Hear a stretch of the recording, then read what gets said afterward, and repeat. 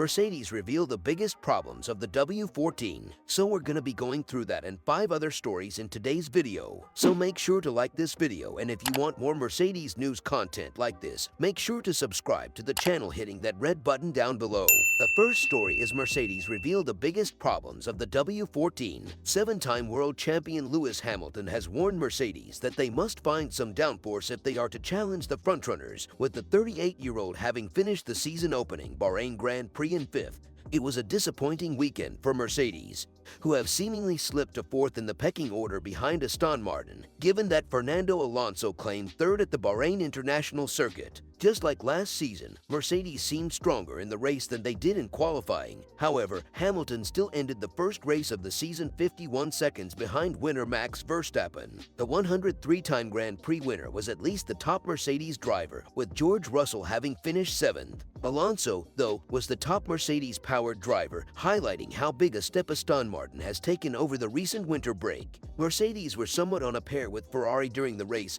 but were still comfortably slower than the Italians during qualifying, meaning the Brackley-based team have an awful lot of work to do. Hamilton is aware of this and admitted that the team must push massively to get into podium contention, something they are comfortably off currently. The team did a great job with the pit stops, just unfortunately, the car is just not there at the moment. We are lacking downforce and we have just got to work really hard to try and add that, Hamilton said. Anything that is in the wind tunnel, we need it tomorrow. We need to push massively to close that gap. Despite revealing that the team needs to find more performance, the Brit was pleased with his race, given that he gave absolutely everything to finish 5th. Yeah, definitely, I gave it absolutely everything, Hamilton continued. I am generally happy with the race. It was much better with the qualifying and I am happy with my performance. Team principal Toto Wolff certainly wasn't pleased after the race, with the Austrian recognizing just how much work the Germans have to do. Wolff explained that the team are looking at everything to maximize the performance from the W14's current concept, something which is perhaps going to be changed during 2023. We are super critical of ourselves and what we need to achieve. We are looking at everything to get it right with the concept, Wolff said. Everybody in the engineering team thinks like that and we just need to get our act together. Mercedes boss Toto Wolff summed up his team's situation after the 2023 Bahrain Grand Prix, admitting their W14 is simply lacking pace front, right and center. Mercedes are having another tough start to a Formula One season in 2023 after their well-documented troubled 2022 season, as they have taken to wrong decision keeping the faith in their slim sidepod design. Lewis Hamilton and George Russell finished the Bahrain season opener 5th and 7th respectively, and were beaten by Aston Martin courtesy of Fernando Alonso. One of the worst days in racing, Toto Wolff told Sky Sports F1 after the race. Really not good at all. We were just lacking pace front, right, and center. The second story is Mercedes to change F1 car concept, as Toto Wolff admits they got it wrong. Toto Wolff has conceded Mercedes will have to change their car concept in order to return to the top in F1. The Mercedes team principal confirmed changes to the W14 would be made after George Russell and Lewis Hamilton qualified 6th and 7th at the season opening Bahrain Grand Prix with an almost identical deficit as they had 12 months ago. While many of their rivals have converged to a similar sidepod design as the one originally adopted by Red Bull in 2022, Mercedes have continued to back their unique zero-pod concept on their modified W14. Hamilton appeared critical of the approach after a disappointing Friday, with the 7-time world champion saying it will be quite hard with the concept we have for Mercedes to close the gap.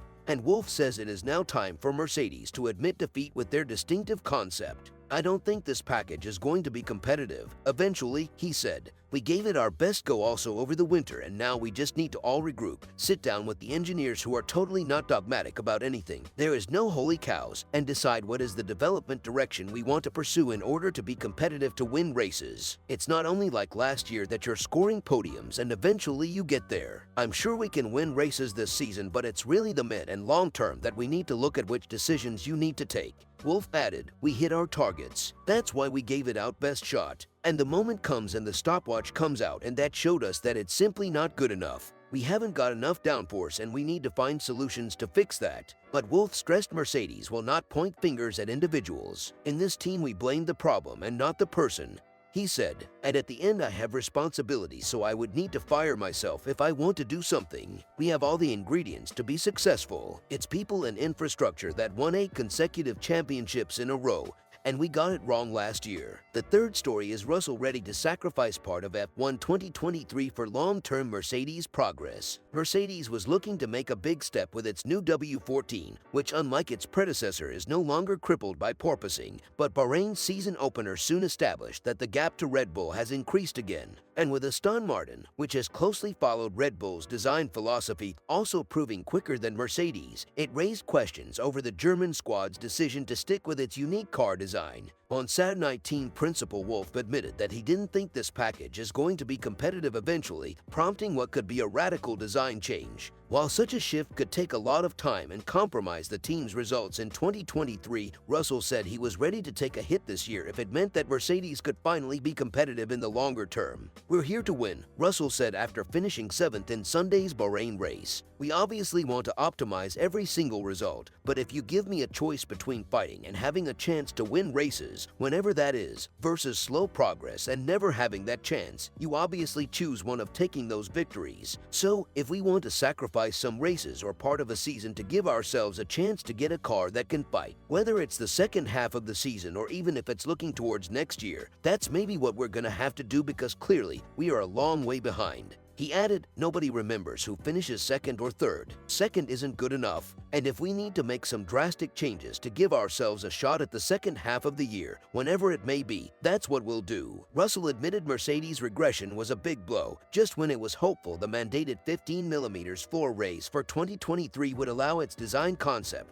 to show its true potential. "We're not going to beat around the bush. Of course, it's a big blow for all of us," he said candidly. "We're a long way behind where we want to be. I think the only positive to take away from all of this at the moment is that there's no fundamental problem with the car other than its lacking downforce. And as silly as that sounds, that's probably one of the easiest problems to solve. If you compare it to this time last year, we've gone from the car that was bouncing around the most to the car that's probably bouncing around the least. Perhaps with the regulation change, we've just gone a step too conservative in that regard, and maybe we need to go back a few steps to gain some cheap downforce." However, Russell doesn't believe that abandoning Mercedes' minimalist sidepod design for that of Red Bull's concept is suddenly going to turn around the team's fortunes, as the floor is a much bigger contributor to performance. "The reason we've still got this skinny sidepod concept is because we still believe that is best, and, to be honest, I still believe that's not going to transform our performance if we came next week with a Red Bull-style sideboard," he thought. "I don't think that's going to suddenly find us half a second. I think the magic is done on the floor and the parts of the car that we can't see."